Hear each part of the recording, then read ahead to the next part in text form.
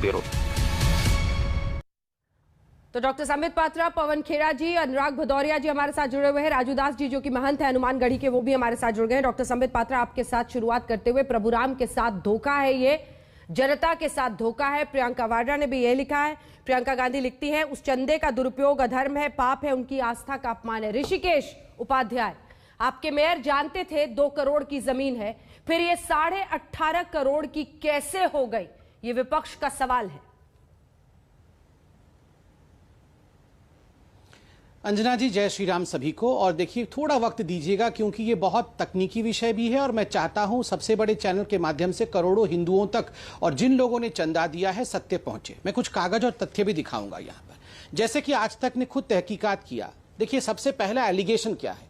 सबसे बड़ा एलिगेशन है कि 10 मिनटों के अंदर जो है एक बहुत बड़ा इन्फ्लेशन हो गया। जो जमीन 2 करोड़ की थी वो जमीन 18.5 करोड़ की हो गई, और वो भी 10 मिनट के अंदर हो गया। नहीं, ये कहानी 10 मिनट की नहीं, ये कहानी 10 वर्षों की है। और आज तक ने भी लगभग इसका एक जांच और खाका तैयार किया कि किस प्रकार 2010-11 की ये कहानी है। ये पहला एग्रीमेंट टू सेल, एक होता है एग्रीमेंट टू सेल और एक होता है बेनामा। बेनामा मतलब सेल डीड, दोनों अलग अलग होते हैं। मैं ये एग्रीमेंट टू सेल मतलब मैं आपको ये जमीन बेचूंगी। ये कुसुम पाठक जी जिसके विषय में आपने अभी कहा, ये 2011 का सेल डीड आप देख सकते हैं।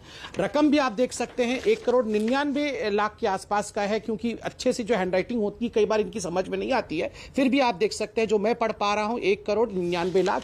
और यहां पर आप डेट देख सकते हैं, डेट है 4/3/2011 का। ये पहला एग्रीमेंट टू सेल है। चूंकि एग्रीमेंट ऑनर नहीं हुआ तो हर 3 साल में इसको रिपीट करना पड़ता है। तो दूसरा एग्रीमेंट टू सेल ये आप देख सकते हैं, ये इसका डेट है 4/3/2014 का एग्रीमेंट है। और तीसरा जिसके विषय में अभी हम बातचीत कर रहे हैं, ये 2019 का एग्रीमेंट है और जिसमें स्पष्ट रूप से लिखा हुआ है, आप यहां देख सकते हैं 2 करोड़ रुपए लिखा हुआ है 2019 में। और ये एग्रीमेंट जो है ये आप देख सकते हैं 7/9/2019 सितंबर के माह में हुआ है। तो आप देख सकते हैं 3 एग्रीमेंट। अब आपका यह सवाल था कि आप शायद सुल्तान अंसारी जी के घर भी गए थे, मगर सुल्तान अंसारी जी मिले नहीं। इतने वर्षों तक ये एग्रीमेंट होने के बाद भी जमीन की लेन देन हुई क्यों नहीं? मैं अब इसका कारण बताता हूं आपको, जितना मैं जानता हूं।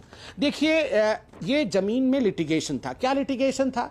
कुछ लोगों का मानना था कि ये जमीन सुन्नी वक्फ बोर्ड का था, इसलिए लोगों को लग रहा था कि और भी प्राइस कम करके इसको हम औने पौने दाम पे ले लेंगे।